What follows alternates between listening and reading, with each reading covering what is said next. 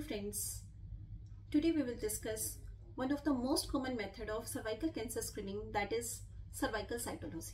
Cervical cytology can be done by two methods, pap smear test or the pap test, and second one is liquid based cytology. Pap smear test जो था, या इसे pipe smear भी हम बोलते हैं या पैप टेस्ट भी बोलते हैं, जो कि first detected by George Papanicolaou in USA in 1944. He has taken first pap smear of his wife Mrs. Papnicolau in 1944. उसमें क्या किया गया था, ग्लास पिपेट यूज की गई थी.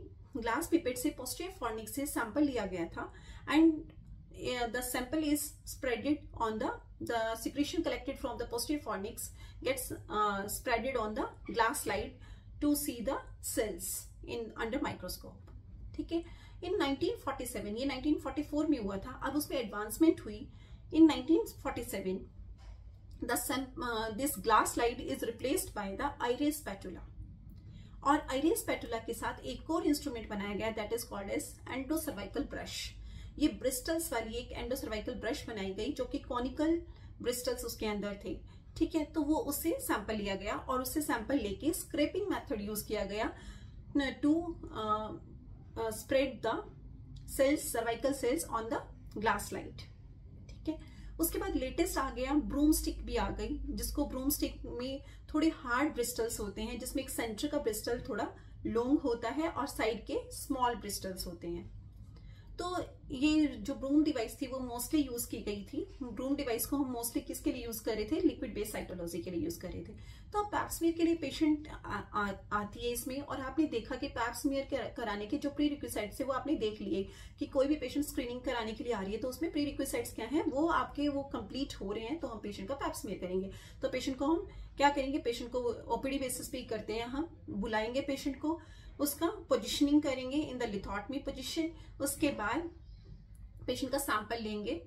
सैंपल लेने के लिए हम क्या करेंगे, पेशेंट अगर पेशेंट कोई पेशेंट अगर ये भी हो सकता है कि कोई patient like post menopausal phase में है, वो उसको हम एस्ट्रोजन की क्रीम भी दे देते हैं. कोई पेशेंट का बहुत ड्राई वेजाइना है तो एस्ट्रोजन की क्रीम भी दे देते हैं फॉर 10 डेज. उसके बाद हम स्टॉप कर देंगे क्रीम को और देन उसके बाद फिर पैप स्मीयर ले लेते हैं. या फिर किसी का ओस बिल्कुल क्लोज है, एक्सटर्नल ओस बिल्कुल क्लोज है, तो हम ऐसे पेशेंट को मीजोप्रोस्टोल टैबलेट दे देते हैं 400 माइक्रोग्राम टू ओपन द ओस अराउंड 2 आवर्स और 4 आवर्स बिफोर द प्रोसीजर.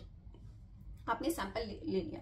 इस तरीके से आपने पैप स्मीयर ले लिया. अब आता है कि जो पैप स्मीयर के लिए आप पेशेंट का वो हम आजकल क्या यूज कर रहे हैं, आइरिस स्पैटुला यूज कर रहे हैं. आइरिस स्पैटुला में हम देख रहे हैं कि आइरिस स्पैटुला में ये जो एक वुडन स्टिक होती है जो इस तरीके से होती है कि जब आप इसको पेशेंट को सबसे पहले हम स्पेकुलम लगाते हैं, कस्को स्पेकुलम लगा सकते हैं, बायवॉल्व स्पेकुलम यूज करेंगे, हम स्पेकुलम लगाएंगे. उसके बाद हमें सर्वाइकल ओस दिखाई देता है, एक्सटर्नल ओस दिखाई देगा. उसके एजेस पे हम इस तरीके से इसे रोटेट करेंगे आइरिस स्पैटुला को, so that the cells can be taken out completely.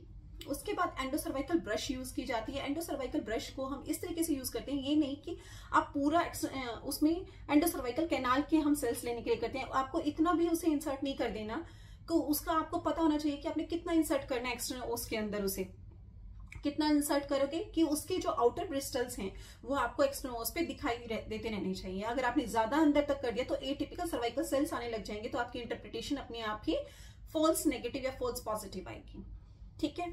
तो आप वो नहीं करेंगे. तो इसलिए एंडोसर्वाइकल ब्रश को आपको इस तरीके से इंसर्ट करना है कि वो एक्सटर्नल ओस पे दिखाई दे. फिर आता है ब्रूम स्टिक. ब्रूम स्टिक जो ये होती है, ये जो ब्रूम डिवाइस होती है मोस्ट कॉमनली किसके लिए यूज हो रही है, लिक्विड बेस्ड साइटोलॉजी के लिए हो रही है.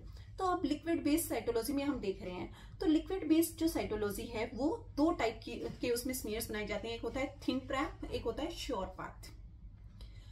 तो थिन और हमने एंडोसर्वाइकल ब्रश के बारे में देखा. जो एंडोसर्वाइकल ब्रश में जो हम सैंपल लेते हैं वो 1.5 टर्न करना पड़ता है in single direction only. 1.5 turn करके आप बस निकाल लोगे और आपको सिक्रीशंस का सैंपल मिल जाएगा. दूसरा, आपने एंडोसर्वाइकल जो ब्रश यूज किया उस ब्रश के लिए आपने क्या किया, 5 रोटेशन इन सिंगल डायरेक्शन में करने पड़ते हैं, तब आपको वो सैंपल मिलेगा. ठीक है। तो आपने जब वो सैंपल लिया, सैंपल लेने के बाद आ गया तो आपने थिन प्रेप बनाया या श्योर पाथ यूज किया, दो मेथड होते हैं। थिन प्रेप में आप क्या करोगे कि जो एंडोसर्वाइकल ब्रश जो आपका ये ब्रूम डिवाइस होती है, ब्रूम डिवाइस में आपको सैंपल मिल गया सिक्रीशंस का, एक हम लेंगे इसमें एक उसमें मीडियम लेंगे, लिक्विड मीडिया लेंगे, लिक्विड मीडिया में आप उसे डिप करेंगे और वो डिप करने के बाद उसको ब्रेक कर देंगे, ब्रेक ऑफ कर देंगे, वो कट हो जाती है अपने आप ही ब्रूम डिवाइस, ठीक है। तो उसको ब्रेक करके और यू का यू सैंपल को लैब में भेज देंगे आप। ये है थिन प्रेप मेथड। और श्योर पाथ मेथड में क्या है कि आप उसको विग्रेसली एजिटेट कर देंगे आप ब्रूम डिवाइस को, जिससे सारे सेल्स हैं वो आपके सर्वाइकल सेल्स सारे के सारे लिक्विड मीडिया में आ जाएंगे और आप उससे स्लाइड तैयार कर सकते हैं। तो अब दो चीज हमें जाननी है कि इसके फायदे क्या है, लिक्विड बेस्ड साइटोलॉजी और पैप स्मीयर में क्या डिफरेंस है। मतलब डिफरेंस तो कुछ नहीं, दोनों में स्लाइड तैयार कर रहे हैं हम, लेकिन लिक्विड बेस्ड साइटोलॉजी में कुछ एडवांटेजेस हैं। पहला ये कि इसमें ड्राइंग आर्टिफैक्ट नहीं होता, दूसरा इसकी सेंसिटिविटी 80% होती है, थर्ड क्या है इसमें मैक्सिमम नंबर ऑफ सेल्स आपको मिल जाते हैं, सारे सेल्स आपको मिल जाएंगे, ठीक है। और रेजिडुअल जो लिक्विड मीडिया रह जाएगा, जो आपने एक तो स्लाइड बना ली उसके बाद जो रेजिडुअल मीडिया रह जाएगा वो आप HPV टेस्टिंग के लिए भी यूज कर सकते हो, ठीक है।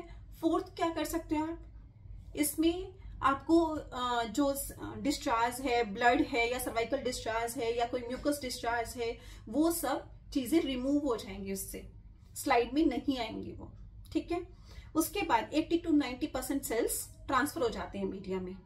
अब इसका डिसएडवांटेज क्या है, डिसएडवांटेज इसका ये है कि ये बहुत एक्सपेंसिव है, ये मेथड एक्सपेंसिव है, ठीक है। तो ये हमें पता चल गया कि पैप स्मीयर करते हैं या लिक्विड बेस्ड साइटोलॉजी करते हैं, इस तरीके से मोस्ट कॉमनली पैप स्मीयर किया जाता है, ठीक है। तो अगर ये पॉजिटिव आता है तो पॉजिटिव आने पे हम डायग्नोस्टिक टेस्ट की तरफ जाते हैं, और डायग्नोस्टिक टेस्ट क्या है, कोल्पोस्कोपिक डायरेक्टेड बायोप्सी। तो हम नेक्स्ट अपनी क्लासेस में देखेंगे कि और दूसरे हमने जो मेथड्स देखे थे HPV टेस्टिंग और देखा था विजुअल इंस्पेक्शन वाला, जो एसिटिक एसिड को कैसे यूज करते हैं और क्या क्या उसमें हमें मिलेगा, वो हम नेक्स्ट लेक्चर्स में देखेंगे। So stay tuned, please subscribe and share my channel. Thank you.